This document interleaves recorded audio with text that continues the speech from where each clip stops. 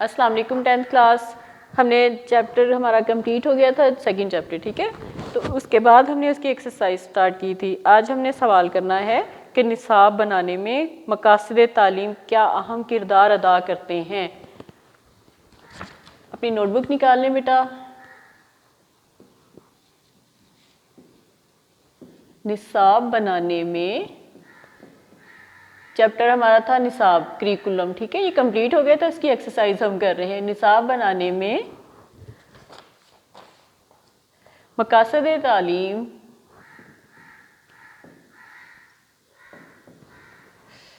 क्या अहम किरदार अदा करते हैं।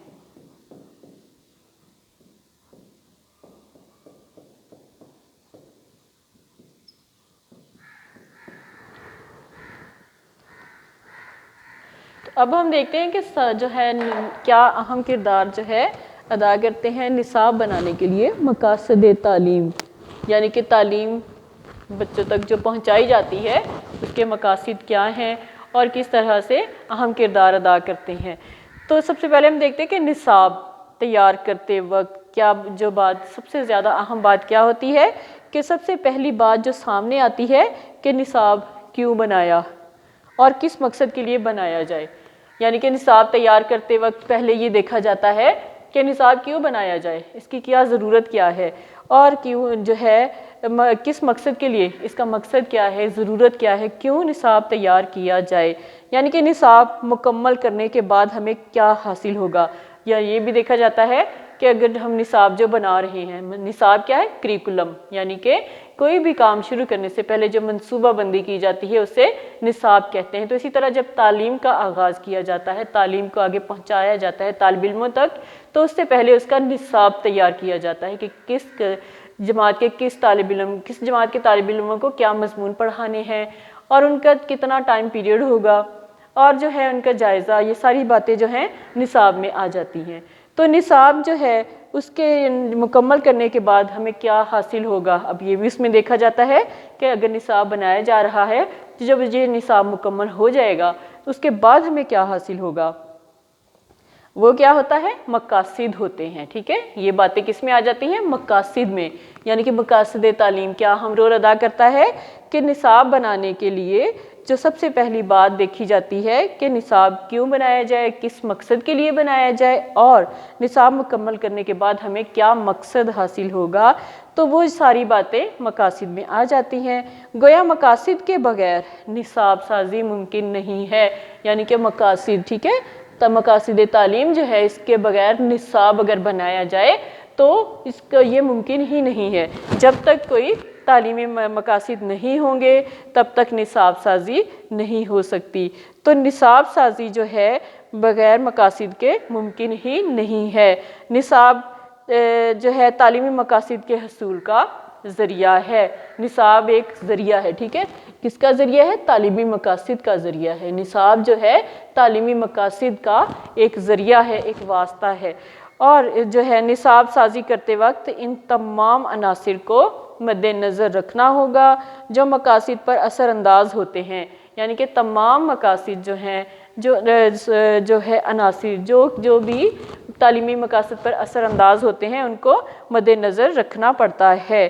अगर निसाब के अच्छे मकासद होंगे तो इसके पढ़ाने से बच्चों की शख्सियत पर अच्छे असरात मुरतब होंगे। यानी कि निसाब के अगर मकासद अच्छे होंगे तो जो बच्चों को तालीम जब दी जाएगी, उस निसाब के तहत जो तालीम बच्चों को दी जाएगी उसके असरात बच्चे की शख्सियत पर बहुत ही ज़्यादा अच्छे होंगे। और इस तरह से निसाब में जो मकासद रखे जाएंगे वो मकासद बच्चों की ज़हनी, इखलाकी, समाजी, रूहानी, माशरती और शहरियत की तामीर में मावन होते हैं। यानी कि निसाब तैयार करते वक्त जो मकासद, ठीक है, तालीमी मकासद जो रखे जाएंगे तो वो मकासद बच्चों के किस तरह से मददगार होते हैं कि उनकी ज़हनी नशोनुमा में मददगार होते हैं, उनकी अखलाक बेहतर होते हैं, उनके समाजी और रूहानी माशरती किरदार उनके जो हैं उसमें, और जो है शोहरत की तामीर में, यानी कि उनको एक आला मुकाम तक पहुंचना, तो ज़ाहिर है एक शोहरत का मुकाम आ जाता है, ठीक है, वहाँ पे एक शोहरत हासिल होती है, किसी बात में आला मुकाम हासिल कर लेना। तो उसके बाद जो है शोहरत के मुकाम में जो है उसकी तामीर में मदद करते हैं। क्या मदद करते हैं? निसाब, जो मकासिद रखे जाते हैं निसाब तैयार करते वक्त जो मकासिद रखे जाते हैं वो बच्चे की ज़हनी, रूहानी, अखलाकी, समाजी और माशरती किरदार में मावन होते हैं, उसकी मदद करते हैं। अगर मकासिद निसाब मेहनत, जहानत और बसीरत से मुकर्रर किए जाएँ तो निसाब के बाकी मराहिल कामयाबी से तय हो सकते हैं। अगर देखा जाए कि निसाब जो है मेहनत, जहानत और बसीरत जो है उससे मुकर्रर किए जाएँ तो निसाब के तमाम जो मराहिल हैं वो बहुत ही अच्छे तरीके से तय हो सकते हैं। तालीमी मकासिद जो है उनका तयन कौन करता है? हुकूमत करती है। तालीमी मकासिद का तयन हुकूमत करती है। जिस किस्म का माशरा और इक़दार होंगी उस किस्म के मकासिद निसाब होंगे। और माशरा सनती है, अगर देखा जाए कि सनती माशरा है तो उसके मकासिद में भी सनत से मुतल्लिका होंगे, यानी कि मकासिद तालीम भी सनत से ही मुतल्लिका होंगे। अगर सनत का माशरा है तो उसके जो तालीमी मकासद हैं वो सनत से ही ताल्लुक़ रखते होंगे, उससे हटकर नहीं होंगे, यानी कि उनका ताल्लुक़ बराह रास्त सिर्फ़ और सिर्फ सनत से ही होगा। तालीमी मकासद को मद्देनज़र रख कर ही मज़ामीन या तजुर्बात का चुनाव किया जाता है, यानी कि तालीमी मकासद जो हैं इनको मद्देनज़र रखा जाता है। फिर उसके बाद देखा जाता है कि कौन कौन से मज़ामीन चूज़ करने हैं, कौन कौन से मज़ामीन का इंतखाब करना है या फिर कौन कौन से तजुर्बात से गुज़रना है। तदरीस के ज़रिए ये मकासद हासिल किए जाते हैं। तदरीस यानी कि तालीम देने का तरीका। तो तालीम देने का जो तरीका है, जो बच्चों तक तालीम पहुंचाई जाती है जिस तरीके से, तो उसके ज़रिए से जो है ये मकासद हासिल किए जाते हैं। कौन से मकासद? मकासद तालीम। ठीक है, तो ये हमारा क्वेश्चन था कि निसाब बनाने में तालीमी मकासद क्या अहम किरदार अदा करते हैं। अब उसके बाद एक और सवाल है कि इज्ज़ाए तरकीबी निसाब में रब्त से क्या मुराद है।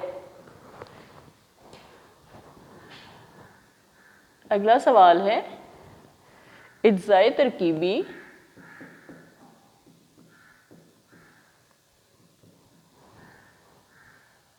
निसाब में रब्त से क्या मुराद है।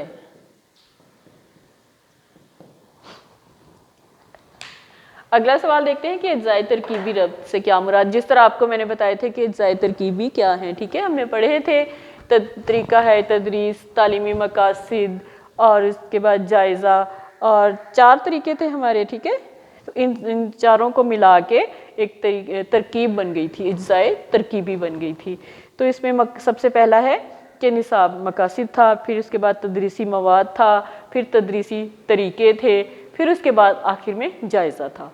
तो ये 4 जो पॉइंट थे ये अहम होते हैं तालीमी मकासद के, और ये सारे जो हैं इसमें एक उनमें राब्ता होता है, तसलसल होता है। इन एक के अगर उनमें से एक को भी हटा दिया जाए चारों में से तो उनका तसलसल ख़त्म हो जाएगा, वो सारे जो है वो गड़बड़ हो जाएगी, उनमें कोई भी तरतीब नहीं रहेगी और उनका कोई भी मकसद नहीं रहेगा। तो इसलिए ये चारों एक दूसरे के लिए लाजिम व मलजूम है। कौन कौन? मकासद तालीम, कौन कौन से थे इज्ज़ाए तरकीबी? मकासद तालीम, तदरीसी मवाद, टीचिंग मटीरियल, फिर उसके बाद था तदरीसी तरीके, मेथोडोलॉजी ऑफ टीचिंग, तदरीसी तरीके,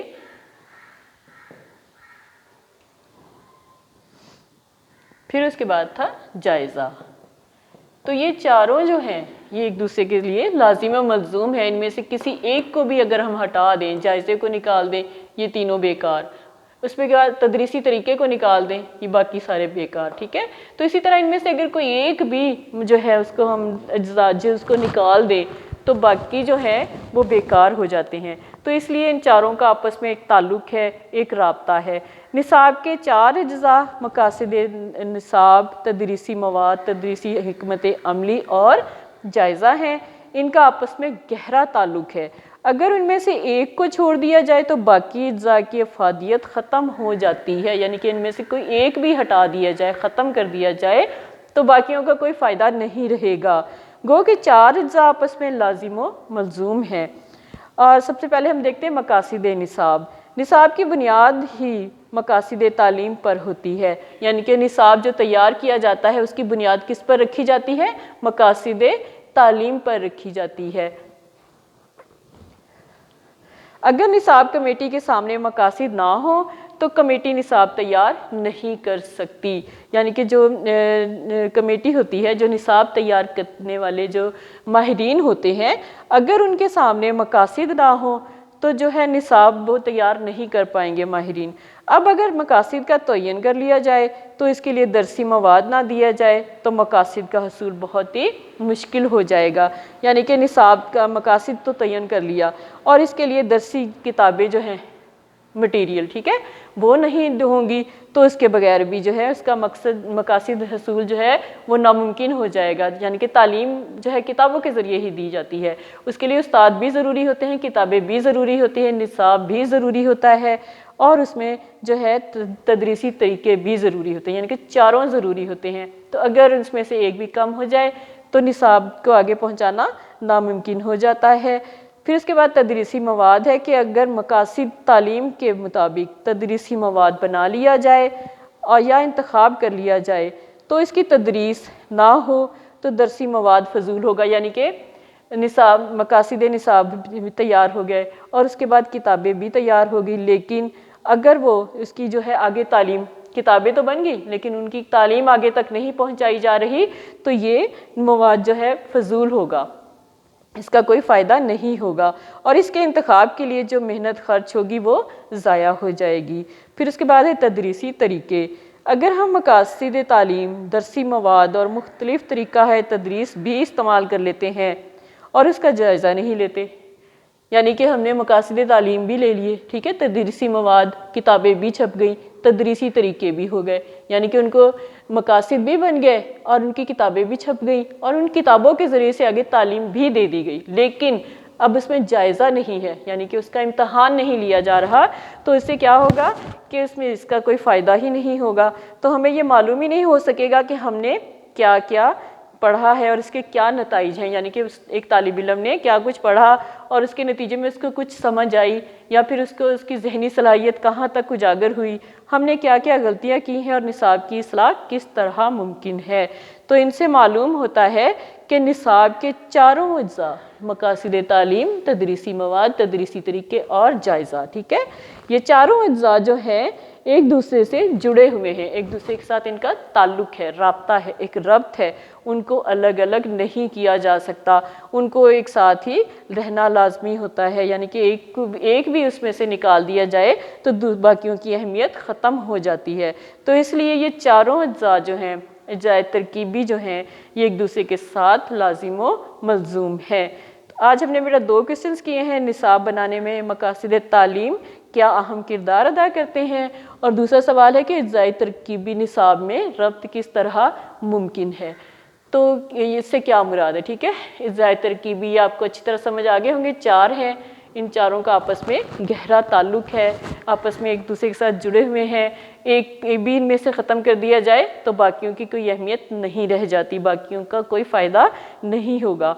तो इसलिए ये चारों एक दूसरे के लिए लाजिम व मलज़ूम हैं, यानी कि मकासिद तालीम, तदरीसी मवाद, तदरीसी तरीके और जायज़ा, ठीक है। अब इसके बेटा मैं शॉर्ट आपको MCQs इसके थोड़े से करवा देती हूँ, क्वेश्चन दोनों के जो हैं, दोनों में से ही। नंबर 1 नोट करें बेटा, अपनी नोटबुक निकाल लें, साथ साथ नोट कर लें। मकासिद के बगैर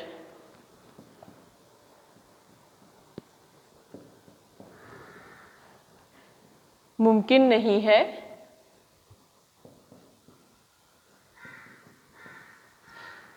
क्या मुमकिन नहीं है? निसाब साजी। नंबर 2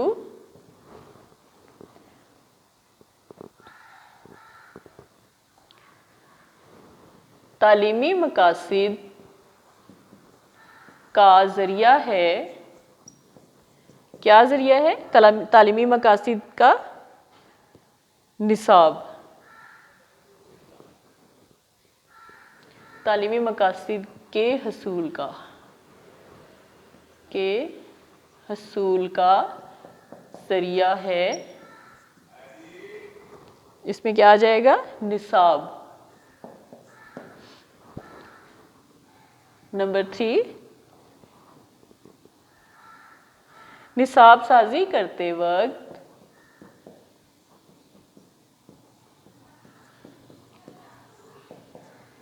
वक्त इन तमाम अनासिर को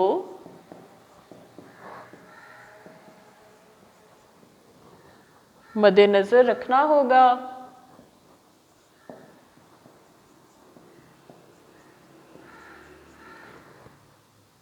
जो मकासिद पर होते हैं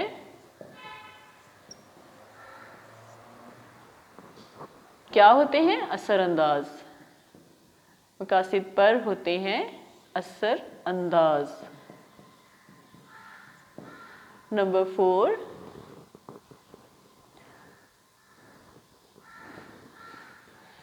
तालीमी मकासिद का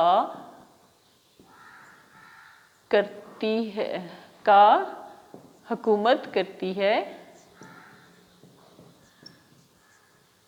क्या करती है? तयन, यानी कि हुकूमत जो है तालीमी मकासिद का तयन करती है। नंबर 5,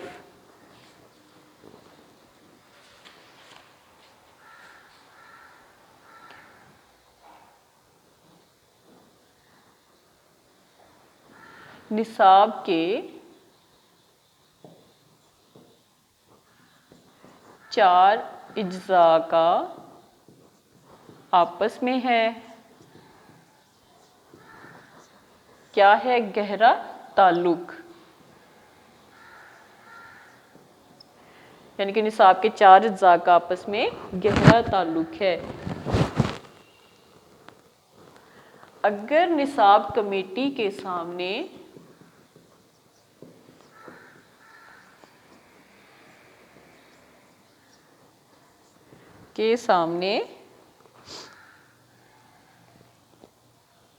मकासिद ना हो तो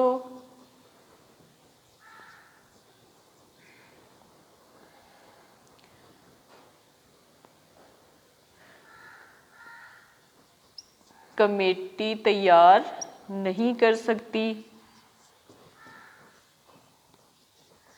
क्या नहीं कर सकती तैयार? निसाब। यानी कि जब तक उसके सामने मकासिद नहीं होंगे वो निसाब तैयार नहीं कर सकती कमेटी, यानी कि माहिरीन की टीम जो होती है जो निसाब तैयार करती है, अगर उनके सामने मकासिद नहीं होंगे तो वो निसाब तैयार नहीं कर सकेंगे। तो ये बेटा हमारे MCQs थे। दोनों क्वेश्चंस के आंसर्स मैंने आप लोगों को एक्सप्लेन कर दिए हैं और साथ इसके जो MCQs हैं वो मैंने आपको बोर्ड पर लिखवा दिए हैं। एक दफ़ा फिर दोबारा दोनों सवालों के बारे में बता देती हूँ कि निसाब बनाने में मकासद तालीम का क्या हम रोल है, क्या हम किरदार अदा करते हैं। कि निसाब तैयार करते वक्त सबसे पहली बात जो सामने आती है वो ये होती है कि निसाब क्यों बनाया जाए और किस मकसद के लिए निसाब तैयार किया जाए। यानी कि निसाब मुकम्मल करने के बाद हमें क्या हासिल होगा। यानी कि ये 3 बातें देखी जाती हैं कि निसाब क्यों बनाया जाए, किस मकसद के लिए बनाया जाए और निसाब मुकम्मल करने के बाद हमें क्या हासिल होगा, इसके बनाने का क्या फ़ायदा होगा। और ये सारी बातें किस में आ जाती हैं? मकासिद में। ये जो है निसाब बनाने में जो मकासिद तालीम है ये इसमें आ जाती हैं कि ये मकासिद हैं हमारे कि जो हमने निसाब तैयार करना है वो किस लिए बनाया जाए और किस मकसद के लिए बनाया जाए, क्यों बनाया जाए और इसके बाद इसके हमें क्या फ़ायदा हासिल होगा। तो ये सारी बातें निसाब में आ जाती हैं, सॉरी मकासिद में आ जाती हैं, मकासिद तालीम में आ जाती हैं। और मकासिद के बगैर निसाब साजी मुमकिन ही नहीं है। निसाब जो है तालीमी मकासिद के हसूल का एक ज़रिया होते हैं। निसाब साजी करते वक्त इन तमाम अनासिर को मद्देनज़र रखना होता है जो मकासिद पर असरअंदाज होते हैं। अगर निसाब के मकासिद अच्छे होंगे तो इस पे जो है पढ़ाने से बच्चों की शख्सियत पर भी बहुत अच्छे असरात मुरतब होंगे। ये क्वेश्चन नंबर जो था हमारा ये वाला निसाब बनाने में मकासिद तालीम, उसका थोड़ा सा मैंने आपको एक्सप्लेन कर रही हूँ दोबारा से, ठीक है। और इज्ज़ाए तरकीबी। इज्ज़ाए तरकीबी कौन कौन से थे? मकासिद तालीम, तदरीसी मवाद, तदरीसी तरीके और जायज़ा। तो ये सारे इज्ज़ाए तरकीबी हैं। अब इनके बारे में ये सारा बता दिया गया है कि मकासिद निसाब क्या है, कि निसाब की बुनियाद ही मकासिद तालीम पर होती है। अगर निसाब कमेटी के सामने मकासिद ना हो तो कमेटी निसाब तैयार नहीं कर सकती, और मकासिद का तयन कर लिया जाए, इसके लिए दरसी मवाद ना हो तो मकासिद का हसूल बहुत मुश्किल हो जाता है।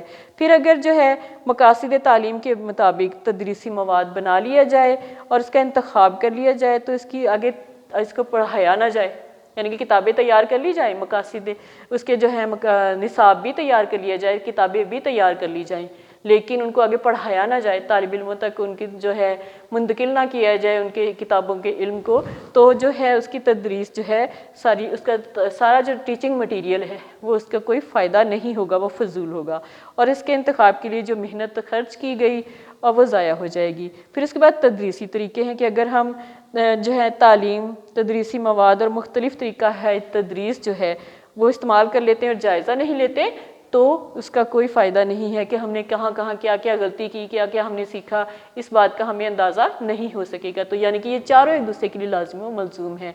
और इसके बाद मैंने आपको बेटा ये MCQs करवाए हैं, इनको नोट कर लीजिएगा और इनको याद भी कीजिएगा। ओके बेटा, अल्लाह हाफिज़।